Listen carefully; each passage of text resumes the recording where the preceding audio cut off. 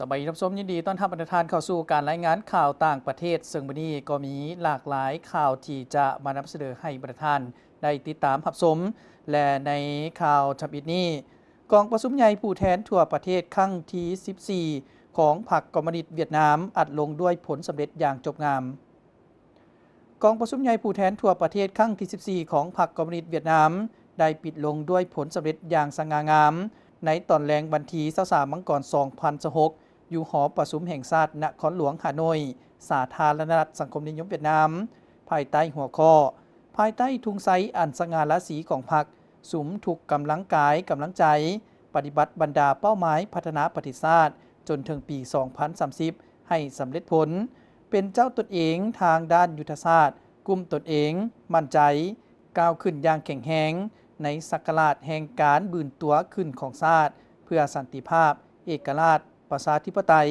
หั่งมีเข้มแข็งสีวิไลและความผาสุกก้าวขึ้นสู่ลัทธิสังคมนิยมอย่างหนักแน่นโดยมีนักปฏิวัติอาวุโสวิรชนแห่งชาติพร้อมด้วยสมาชิกพรรคสมบูรณ์ 1,500 กว่าสหาย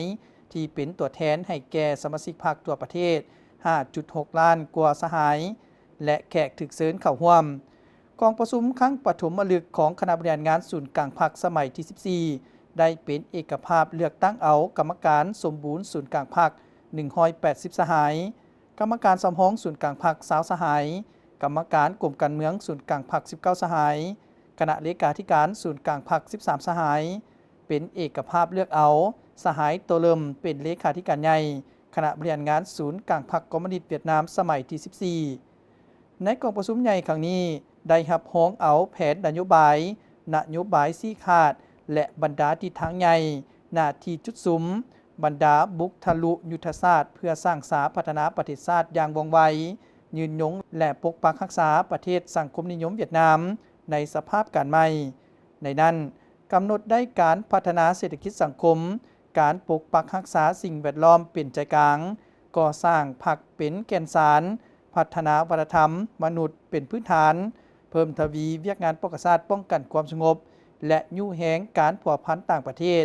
ที่เอาการเชื่อมโยงเป็นสำคัญบุกทะลุพัฒนาวิทยาศาสตร์เทคโนโลยีนวัตกรรมการหันเป็นดิจิตอลแห่งชาติแมนกำลังหนุนใจกลางของการพัฒนาโอกาสนี้สายตัวเริ่มเลขาธิการใหญ่คณะบริหารงานศูนย์กลางพรรคคอมมิวนิสต์เวียดนามได้เน้นหนักว่าจิตใจยึดมั่นแมนจรรยาบรรณการเมืองแมนการสืบทอดมูลเชื่อประวัติศาสตร์และบรรดาบทเรียนจากขบวนวิวัฒน์เปลี่ยนแปลงใหม่แมนคำมั่นสัญญาอย่างแข็งแรงของพรรคบ่ว่าอยู่ในสภาพการใดก็ล้วนแต่ยึดมั่นเป้าหมายเอกราชแห่งชาติติดพันกับสังคมนิยมยึดมั่นในการสร้างความเข้มแข็งด้วยตนเองเป็นเจ้าตนเองเพิ่งตนเองยามใดก็ถือผลประโยชน์แห่งชาติเหนือกว่าสิ่งใดหมดถือความอิ่มหนำสำราญความสมบูรณ์พูนสุขของประชาชนเป็นใจกลางจิตใจเปลี่ยนแปลงใหม่แมนคำเรียกร้องที่มีลักษณะแห่งยุคสมัยถ้าบ่มีการเปลี่ยนแปลงใหม่การปฏิรูปจะบ่สามารถบุกทะลุได้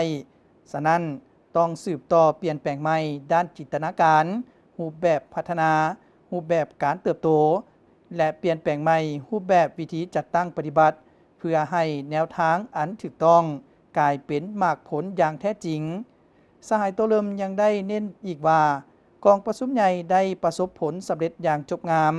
แสดงให้เห็นความเสื่อมั่นเจตจำนงความตัดสินใจและวิสัยทัศน์การพัฒนาใหม่ของประเทศด้วยความสามัคคีและการตัดสินใจของกองประชุมใหญ่ด้วยบรรดานโยบายชี้ขาดใหญ่ที่ได้รับร้องเอาด้วยความเป็นเอกภาพทางด้านเจตจำนงและการกระทำของทั่วภาคด้วยกำลังแหงของประชาชนและก้อนมหาสามัคคีทั่วปวงชนทั้งชาติแน่นอนว่าพวกเขาจะปฏิบัติมติกองประชุมใหญ่สมัยที่14ได้อย่างมีชัย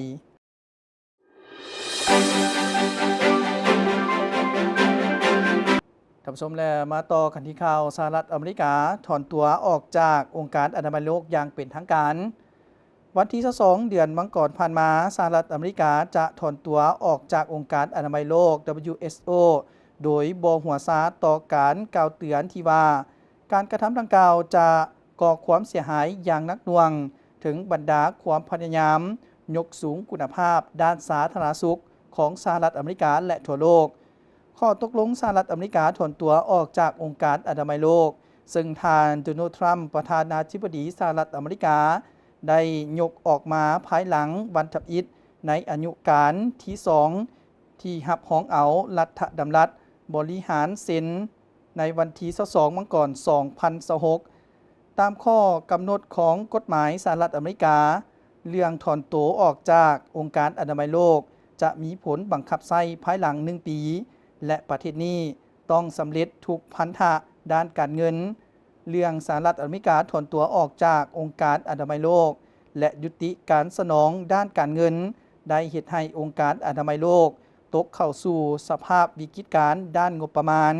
เฮ็ดให้องค์การนี้ต้องลดพรบุคลากรลงจำนวนหลายและหัดแคบการเคลื่อนไหวเข้าสร้างความวิตกกังวลเกี่ยวกับความสามารถรับมือกับบรรดาความเสี่ยงนาบคูด้านสาธารณสุขทั่วโลกในอนาคต